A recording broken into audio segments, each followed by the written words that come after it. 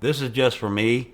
I'm learning how to put in different colors, and I wanted to make this because I have to wait on some filament. Um, so I believe what I'm going to do is go down to 40, where this stuff starts getting into the lettering. Okay, so what you do, I'm in Cura 5.10, whatever the hell the latest one is. I don't know. I mean, I have to get all the materials and everything ready, but just to put the pause in, it's extensions, post processing, modify. We have 32 levels, so we're going to say level 30, okay?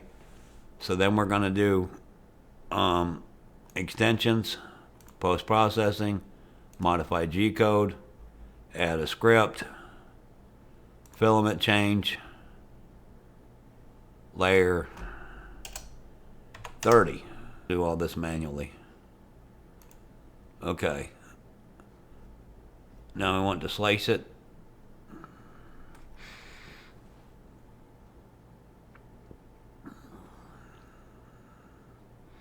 And then we're going to save it to disk. And then we're going to do save to disk, commandments, cancel.